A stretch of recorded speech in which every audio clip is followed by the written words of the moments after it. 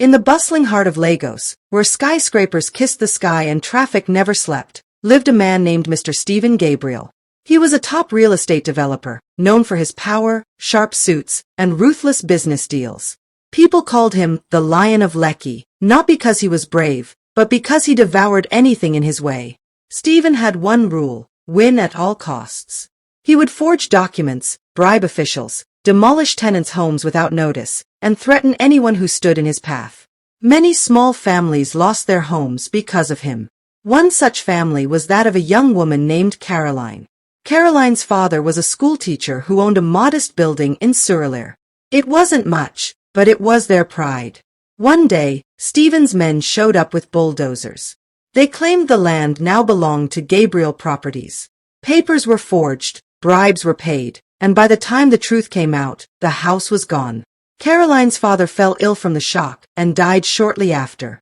Her mother became a street trader, and Caroline vowed never to forget. Years passed. Caroline studied law at night while working as a cleaner in a corporate firm during the day.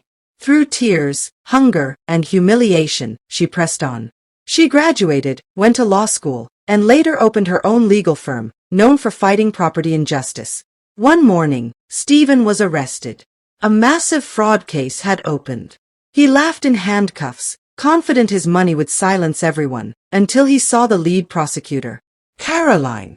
She walked into the courtroom in her black gown and white collar, with quiet strength in her eyes. Stephen froze. The name rang in his memory like a curse he couldn't escape. She didn't shout. She didn't insult him. She simply laid out every detail, every lie, every bribe, every displaced family. Her voice echoed through the courtroom like thunder. At the end, the judge declared him guilty. His properties were seized, his company dissolved, and his name shamed. Outside the court, journalists swarmed.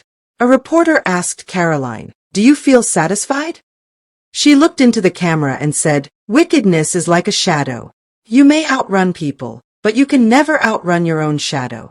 Sooner or later, it catches up." Moral: in the city of dreams, where power often speaks louder than truth, justice still finds its way. And when it comes, no amount of money or pride can stop it. Please subscribe to African Tales by Hellengold for more powerful, inspiring stories rooted in African strength, struggle, and justice. Real voices. Real stories. Real impact. New stories every day. Don't miss a single tale. Subscribe now and let the stories speak.